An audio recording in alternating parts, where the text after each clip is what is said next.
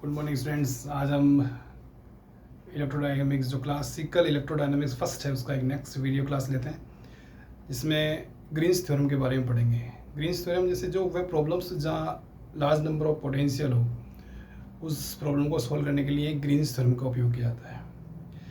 एक अपन ने Gauss divergence theorem पढ़ी थी, जिसमें अपने किसी वेक्टर के डाइवर्जेंस का वॉल्यूम इंटीग्रल लेकर उसको फिर अपने एक सरफेस इंटीग्रल में चेंज करते हैं। तो पहले वहीं से स्टार्ट करेंगे अब Gauss divergence theorem for a vector, ठीक है ना। तो इसमें डाइवर्जेंस लेते हैं अपने एक वेक्टर का, चाहे और ये वॉल्यूम इंटीग्रल है, ठीक है ना। अब ये वेक्टर अपने सरफेस इंटीग्रल में इस तरह से लिख देते हैं, डाइवर्जेंस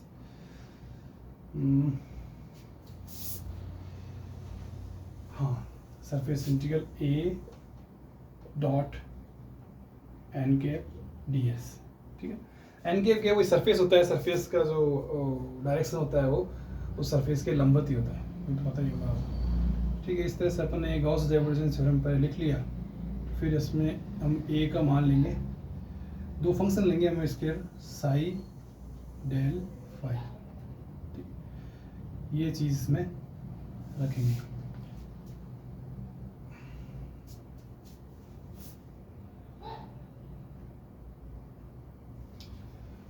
जैसे पहले इसका अपने डाइवर्जेंस लेंगे,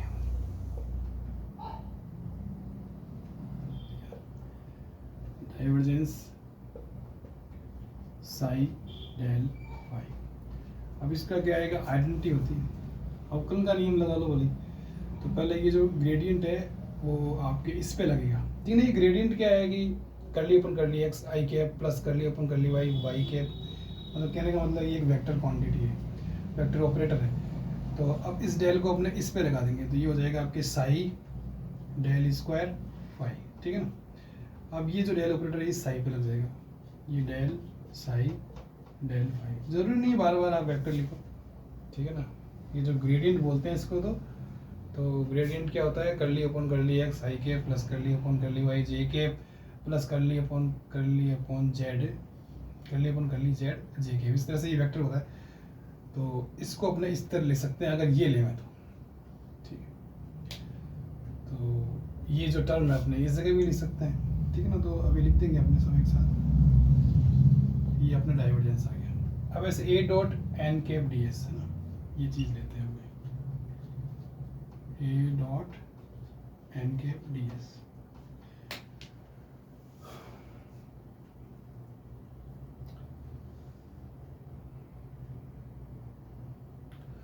साई डेल फाई, ठीक है ना। अब ये डेल क्या है, ये पोजीशन के सापेक्ष, पोजीशन विद रेस्पेक्ट टू, ये डिफरेंशिएट है विद रेस्पेक्ट टू पोजीशन। तो अपने इसको अगर लंबवत लिखें तो इस तरह से लिख सकते हैं, एन ले सकते हैं, ठीक है ना। और ये एन कैप डायरेक्शन हो जाएगा, क्योंकि यहाँ एन कैप है ना, और जो स्केलर प्रोडक्ट होता है वो स्वयं का स्वयं से ही 1 होता है ना, क्योंकि cos 0। तो अपने इस ए की जगह अपने क्या लिखेंगे, साई डेल फाई है ना, तो साई डेल की जगह डेल फाई की जगह अपने करली अपॉन करली फाई एन, ठीक है ना। और N cap dot N cap D S. तो ये N cap dot N cap क्या होगा भाई, cos 0 1, और एन कैप का जो मैग्नीट्यूड होता है 1 होता है, तो ये 1 आ जाएगा इसका पूरा, और डी एस आ जाएगा। तो अपने क्या लिख सकते हैं, सरफेस इंटीग्रल साई करली phi upon curly N D S. तो इस पूरी राशि को अपने ये लिख सकते हैं, ठीक है ना। और ये चीज़ अपने इसकी जगह ये लिख सकते हैं। तो इस तरह से इस इक्वेशन का जो बदला हुआ रूप होगा, हमने अभी क्या लिया, साई डेल फाई है ना, बदला हुआ रूप।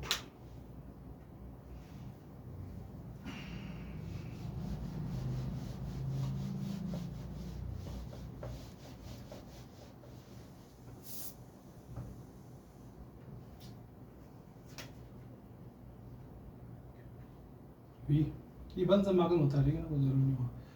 तो डाइवर्जेंस की जगह को मिटा दिया, कोई बात नहीं, मैं लिखता हूँ psi gradient square phi plus gradient psi gradient phi, ये आ गया। और ये डी क्यू एक्स, केवल डाइवर्जेंस ए का मान रखा है ये लेके, अभी निकाला था अपन ने, और इसकी जगह ये एस, इसको त्रिसमाकल में डबल समाकल में भी लिखते हैं, ठीक है, psi curly phi upon curly N D S. तो एक इक्वेशन अपना ये आ गया, ठीक है। अगला करते हैं, अभी अपने लिया साई ग्रेडियंट फाई, है ना। अब इसका उल्टा ले लेंगे अपने, ए का मान क्या ले लेंगे, फाई ग्रेडियंट साई। देखो चल रहा है क्या फिर, फाई ग्रेडियंट साई होगा क्या, ये चेंज देंगे, तो ये भी phi gradient square psi plus gradient phi gradient psi D cube X, ठीक है। और इसमें भी चेंज रहेगा, phi curly upon curly psi, एक मिनट, अपॉन डी एन और डी एस, ये दूसरा इक्वेशन है, ठीक है। वो ये पहले साई फाई लिया, अब फाई साई ले लिया, तो ये हमने शुरू में गॉस डाइवर्जेंस थ्योरम लिया था, फिर उससे ये वेक्टर के दो स्केलर फंक्शन के रूप में लिया, और उस तरह से अपने क्या करेंगे, इस दो सिरे में से पहला वाला माइनस कर देंगे, ठीक है ना। समीकरण नंबर 2 माइनस 1, ये जो पद है ये आपस में कैंसिल आउट हो जाएगा, सेम है, ठीक। तो दूसरे में से पहला तो ये अपना आ गया वॉल्यूम इंटीग्रल, ठीक है ना, फाई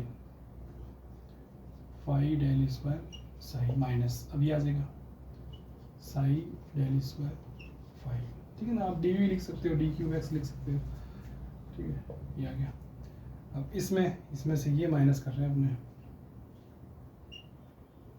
तो phi curly psi upon curly N minus psi curly phi upon curly N, ठीक है, ये आ गया, और डी एस, वो एन केप हट गया, N cap dot N cap लिया था ना वो, तो ये हमारे पास में इक्वेशन आ गया। ये क्या है, पॉइसन डिफरेंशियल इक्वेशन है, क्योंकि इसमें डेल स्क्वायर और अवकलन वगैरह आ रहे हैं ना, तो पॉइसन डिफरेंशियल इक्वेशन, इसको इंटीग्रल फॉर्म में भी लिख सकते हैं अगर अपने एक फंक्शन का यूज करें, 1/r ऐसे लेते हैं। अब जो किया हुआ है वो तो अपन पढ़ना ही पड़ेगा, 1/r अपने लिया, 1/x माइनस एक्स डैश, ये मैग्नीट्यूड में है। अब ये x और x डैश क्या है, पोजीशन वेक्टर है, जैसे ये x डैश है, हमारे पास कोई एरिया है जिसमें जहाँ पर आवेश है खूब सारे, तो उनका जो पोजीशन वेक्टर जो मूल बिंदु ओरिजिन के सापेक्ष है ना, वो तो x डैश है। और ये x क्या है, उन जो आवेश हैं पॉइंट, उनसे जो दूर जो पॉइंट है P या कोई भी जिसपे अपन को पोटेंशियल निकालना है वगैरह, उसका पोजीशन वेक्टर x। जैसे ये कोई एरिया है, इस पे आवेश है, ठीक है ना, और ये मूल बिंदु है, तो इन सब का कोऑर्डिनेट तो x डैश है, सबका x1 डैश x2 डैश, इनके सापेक्ष कोई ऐसा पॉइंट जहाँ पर अपन को पोटेंशियल निकालना है, उसका पोजीशन वेक्टर आपके x, ठीक है ना। तो ये अपन को पता होना चाहिए, और ये एक मैग्नीट्यूड में है जिसको r अपन ले लिया इस तरह से। अगर अपने ये कोई फंक्शन लेते हैं, जैसे साई का मान लेते हैं ये, ठीक है ना, तो ये जो पॉइसन डिफरेंशियल इक्वेशन है आप इसको इंटीग्रल में चेंज कर सकते हो, ठीक है। अब इसमें अपने एक ये जो फाई है, छोटा फाई, इसको अपने बड़ा फाई लिखेंगे, ठीक है। अपने ये सब क्यों कर रहे हैं, क्योंकि अपने इस इक्वेशन का जो आई है थ्योरम, इसका हम एक सॉल्यूशन निकालेंगे, ये फाई ले लिया, ठीक है।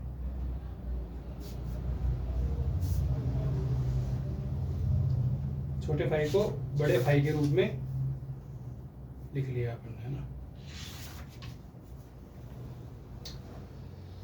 अब ये बड़ा फाई अपन ने क्यों लिया, क्योंकि अपने इसका एक ग्रेडियंट स्क्वायर लेते हैं। एक अपने पास में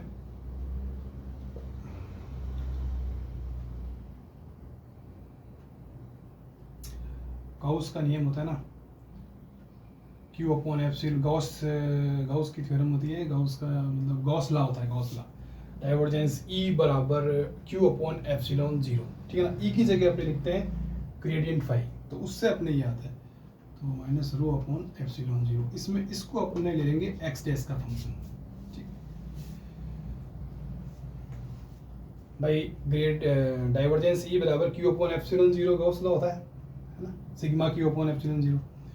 तो क्यू की जगह हमने रो लिया है, ठीक है ना, वो कन्वर्ट करोगे तो अपने यहाँ बचेगा, और ई की जगह अपने ग्रेडियंट फाई लेके इस तरह से बनाया। अब ये एक्स डैश क्या है, एक्स डैश पोजीशन वेक्टर है, जो आपके पास सोर्स रीजन है उसमें जो आवेश हैं उनका पोजीशन वेक्टर ओरिजिन के सापेक्ष, ठीक है ना। तो ये रो एक्स डैश का फंक्शन है, इस तरह से अपने ये एक इक्वेशन ले लिया, इसलिए अपने छोटे फाई को बड़े फाई में लिखा, इस तरह से ये गॉस ला लिया। ठीक, ये क्यों लिया, क्योंकि यहाँ अपने इस जगह मान रखेंगे और एक सॉल्यूशन निकालेंगे, कैपिटल फाई का मान निकालेंगे। इसी तरह से अपने ये जो साई है, ठीक है ना, उसको अपने ये ले लेंगे 1/r x minus X dash. अब इसमें अपने ये जो डेल स्क्वायर साई है, इसको अपने ऐसे भी लिख सकते हैं डेल स्क्वायर 1/r, ठीक है ना, और ऐसे भी लिख सकते हैं del square 1/x minus X dash. अब ये क्या होता है, एक डिराक डेल्टा फंक्शन होता है, डेल ग्रेडियंट स्क्वायर 1/r है ना। तो इसका एक पैटर्न सॉल्यूशन अपने अभी लिख लो, फिर बांध देख लेंगे, और 4 pi del cube X minus X dash. ठीक है, इसमें क्या होगा कि एक्स बराबर एक्स डैश होगा तो इसका मान 1 होगा, बस ये ध्यान रखना है। तो ये del cube X minus X dash क्या है, ये एक डिराक डेल्टा फंक्शन है। ठीक है, तो अपने कहने का मतलब क्या है भाई, इसकी जगह अपन को ये लिखना है और इसकी जगह अपन को ये लिखना है, ये अपने इसमें देखना है। ठीक है, चलो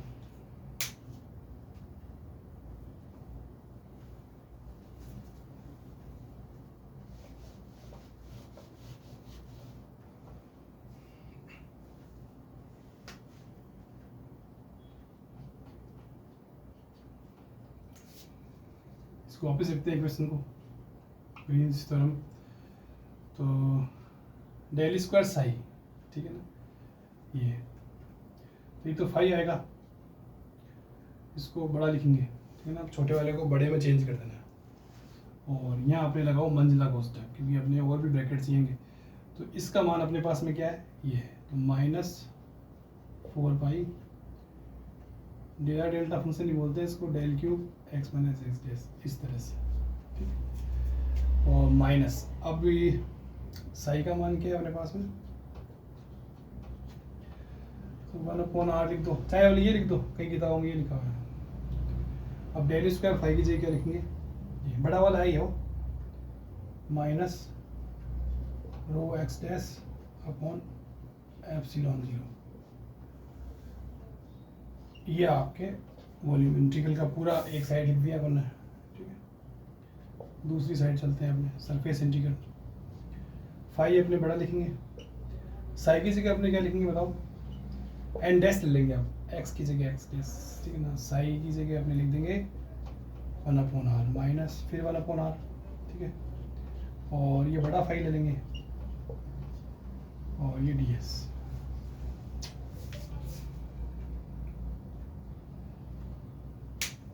ठीक है, इतना चेंज किया अपन ने, बस साई को तो लिखा है 1/r, ठीक है, बाकी अपन ने बता ही दिया है ना। और gradient square phi, capital phi को लिखा है आपने माइनस रो अपॉन एप्सिलॉन 0, और ग्रेडियंट स्क्वायर साई को लिखा है इसको -4 pi del cube X minus X dash. अब इसमें क्या करना है कि इस वाले पद को उधर ले जाना है। ठीक, ये माइनस माइनस प्लस हो रहा है अपने आप ही, तो ये लिखो एक बार फिर देखते हैं, 1/r rho x dash upon epsilon 0 dv। ये जो दोनों पद हैं वो इस तरफ आएंगे, एक साथ ही लिख लेते हैं अपने, प्लस, ठीक है, ये इधर आएगा ना इस साइड में, तो ये माइनस वाला प्लस में इधर होगा, ठीक है, इसको इधर लिख लो पहले, और क्या, ठीक, और ये जो पद है ये माइनस में जाएगा। वो तो आपका अपना तरीका है, कैसे भी लिख सकते हो, बस करना क्या है वो ध्यान रखो। ठीक, ये पद इधर ही, इन दोनों पदों को उधर लेके उस साइड में, और ये जो पद है ये उस साइड में आ जाएगा, मतलब कि RHS, ये भी, और ये फाई, और ये प्लस में आएगा,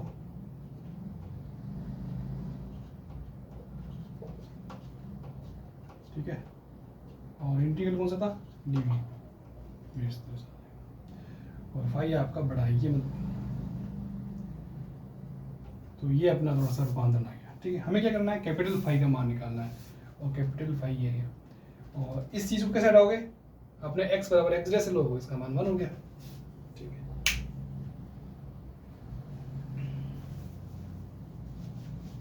तो डिराक डेल्टा जो फंक्शन है डेल क्यू, उसका तो मान 1 हो जाएगा।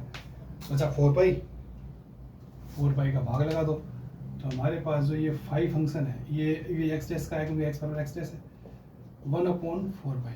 ठीक है, अब इसमें पहला पद ये है, तो ये एप्सिलॉन 0 बाहर ले लो कांस्टेंट, और ये वॉल्यूम इंटीग्रल। ठीक है, रो एक्स डैश और ये अपॉन आर डीवी। ठीक है, अब 4 पाई का भाग लगा रहे हैं अपने को, इसमें लगाएंगे 4 पाई का प्लस 1/4 पाई, पूरा लिख लो एज इट इज, और तो क्या है। चलो, सरफेस इंटीग्रल 1/r करली कैपिटल फाई है ना, upon del N dash minus phi capital curly upon curly N dash 1/r, और ये ds। और ठीक है, ये सॉल्यूशन है आपके पॉइसन और लाप्लास इक्वेशन का। ठीक है, और वो होता है ना, दो वैज्ञानिक डिरिचलेट और न्यूमान बाउंड्री कंडीशन, जो कोई सरफेस दिया हुआ उसकी बाउंड्री पे डिरिचलेट और न्यूमान बाउंड्री कंडीशन लगा के हम ग्रीन्स थ्योरम याद कर सकते हैं। और लाप्लास और पॉइसन इक्वेशन का ये सॉल्यूशन अपने पास आ ही गया। और इसमें जो ग्रीन फंक्शन होता है, ठीक है ना, ग्रीन फंक्शन क्या होता है, 1/r, ठीक है ना, 1/x माइनस एक्स डैश, ये ग्रीन फंक्शन होता है, मतलब ग्रीन फंक्शन r और r डैश का फलन होता है। और इसको अपने ऐसे भी लिखते हैं, डेल स्क्वायर g बराबर -4y del cube x minus X dash. और ग्रीन फंक्शन का यूज़ उन प्रॉब्लम्स में किया जाता है जहाँ पोटेंशियल लार्ज नंबर में हो, ठीक है, उनके सॉल्यूशन के लिए ग्रीन फंक्शन का यूज किया जाता है। भाई पोटेंशियल आपका किसी पोटेंशियल का डिस्ट्रीब्यूशन है, ठीक है ना, किसी वॉल्यूम में, इनफाइनाइट वॉल्यूम या किसी वॉल्यूम के अंदर पोटेंशियल का डिस्ट्रीब्यूशन है, तो उस तरह से अपने वहाँ ग्रीन फंक्शन का उपयोग करते हैं उस प्रॉब्लम में। या फिर कोई चार्ज डिस्ट्रीब्यूशन है, ठीक है ना, किसी सरफेस की बाउंड्री पर, जैसे स्फीयर है, स्फीयर की सरफेस पर अगर चार्ज डिस्ट्रीब्यूशन है तो भी हम ग्रीन फंक्शन का उपयोग करते हैं। अगला क्वेश्चन देखेंगे अपने। ठीक है, तो ये था हमारे ग्रीन फंक्शन के बारे में और ग्रीन्स थ्योरम के बारे में। Thank you.